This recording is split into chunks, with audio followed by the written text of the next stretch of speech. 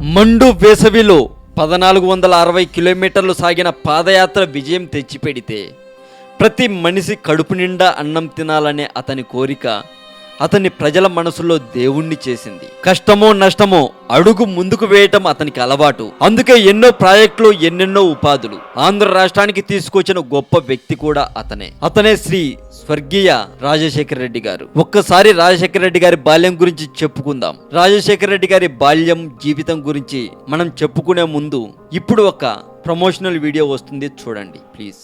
1614 New York గాజు పూసలకే అమ్మబడిన ఒక city. 1781 Los Angeles అప్పటి పరిస్థితులేంటి? క్రీస్తు పూర్వం 140 మన ఇండియాలో ఏం జరిగింది? ప్రతి ప్లేస్ కి చెరిగిపోని చరిత్ర.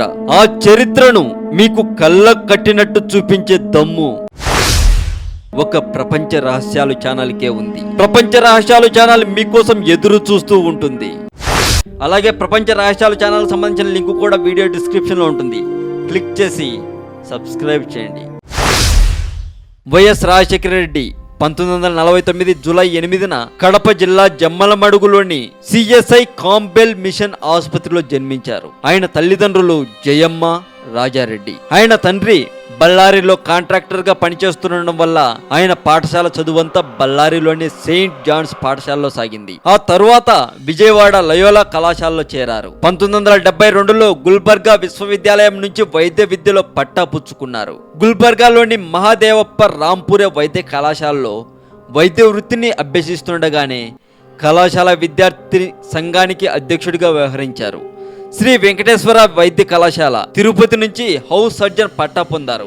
విద్యార్థి దశలోనే రాజకీయాల వైపు ఆకర్షితుడయ్యారు. అయితే గొప్పగా చెప్పుకోవాల్సిన విషయం ఏంటంటే అతను జన్మించిన హాస్పిటల్లోనే మళ్ళీ అతను వైద్య అధికారిగా పనిచేశారు. ఆ తర్వాత 1973లో పులివెందులలో తండ్రి వైఎస్ రాజారెడ్డి పేరుతో కట్టించిన 70 పడకల ఆసుపత్రిలో వైద్యుడిగా పనిచేశారు. ఆ ఆసుపత్రి ఇప్పటికే పనిచేస్తూనే ఉంది. వాళ్ళ కుటుంబం పులివెందులలో ఒక పాలిటెక్నిక్ కళాశాల మరియు డిగ్రీ కళాశాలను కూడా నెలకొల్పారు. తరువాత వాటిని లయోలా సంస్థలకు అప్పగించారు. పులివెందుల దగ్గరలో ఉన్న సింహాద్రిపురంలో ఉన్న కళాశాలను మాత్రం ఇప్పటికీ వీరి కుటుంబమే నిర్వహిస్తుంది. ఇక YS Rajasekhara Reddy church of south India అంటే సిఎస్ఐ అనే చర్చికి చెందిన ప్రొటెస్టెంట్ క్రైస్తవుడు. ఈయన తాత బ్రిటిష్ మిషనరీల ప్రభావంతో క్రైస్తవ మతం పుచ్చుకున్నాడని, తండ్రి రాజారెడ్డి మిలిటరీలో పనిచేస్తూ బర్మాలో ఉండగా అక్కడ క్రైస్తవం పుచ్చుకున్నారని కథనాలు కూడా ఉన్నాయి. ఇక రాజశేఖర రెడ్డి గారి రాజకీయ పదవుల గురించి చెప్పాల్సి వచ్చే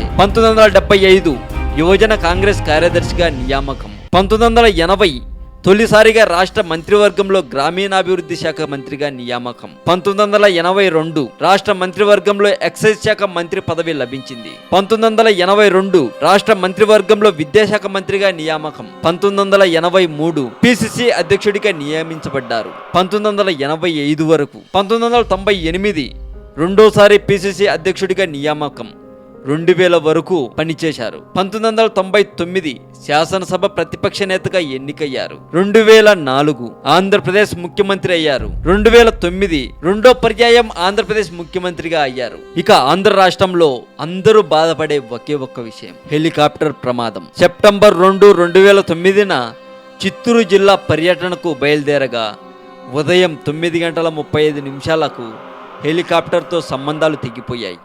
ముఖ్యమంత్రి ఆచూకీ కోసం గాలించగా 25 గంటల తర్వాత ప్రమాదానికి గురైన హెలికాప్టర్ ఆనవాళ్లు లభించాయి. వైఎస్తో సహా మొత్తం 5గురు హెలికాప్టర్ ప్రమాదంలో మరణించారు. తమ అభిమాన నాయకుని మరణాన్ని జీర్ణించుకోలేక రాష్ట్రమంతా దాదాపు 67 మంది మరణించారు. వీరిలో చాలా మంది గుండె ఆగి మరణించగా కొద్ది మంది ఆత్మహత్య చేసుకున్నారు. ప్రమాద స్థలమైన రుద్రకొండ కర్నూలు ప్రకాశం జిల్లా సరిహద్దుల్లో ఆత్మకూరు వెలుగొండకు సమీపంలోని నల్లమల్ల అడవుల్లో ఉంది. హెలికాప్టర్ కూలిన ప్రాంతం కర్నూలు జిల్లా ఆత్మకూరు నుంచి 8 కిలోమీటర్ల దూరంలోని నల్లకాలువ గ్రామం మీదుగా 16 కిలోమీటర్ల దూరంలోని రుద్రకోడూరు గ్రామానికి దట్టమైన అడ్డవి మార్గంలో ప్రమాద స్థలి మరో 16 కిలోమీటర్ల దూరంలో ఉంది. నల్లమల అడవులలో సంభవించిన హెలికాప్టర్ దుర్ఘటనపై కేంద్ర ప్రభుత్వం విచారణ సంఘాన్ని నియమించింది. పవన్ హన్స్ హెలికాప్టర్ లిమిటెడ్ యజమాని ఆర్కే త్యాగి ఈ విచారణ కమిటీకి నేతృత్వం వహించారు. స్వర్గీయ శ్రీ రాజశేఖర్ రెడ్డి గారి ఆత్మకి శాంతి కలగాలని మనస్ఫూర్తిగా కోరుకుంటుంది Telugu Mojo channel. YS Rajasekhar Reddy గారి పరిపాలన, అతని లీడర్షిప్ గురించి మీ మనసులో ఏముంటే అది కామెంట్ రూపంలో చెప్పండి. అలాగే ప్రపంచ రహస్యాలు ఛానల్ లింకు ఇదే వీడియో డిస్క్రిప్షన్లో ఉంటుంది. క్లిక్ చేసి సబ్స్క్రైబ్ చేయండి. తెలుగు మోజో ఫేస్బుక్ పేజ్ని లైక్ చేయడం మాత్రం మర్చిపోకండి. Telugu Mojo Facebook page link ఇదే వీడియో డిస్క్రిప్షన్లోనే ఉంటుంది. అలాగే ఈ వీడియో చూశాక ఈ వీడియోని మీ ఫ్రెండ్స్కి షేర్ చేయడం మాత్రం మర్చిపోకండి ప్లీజ్.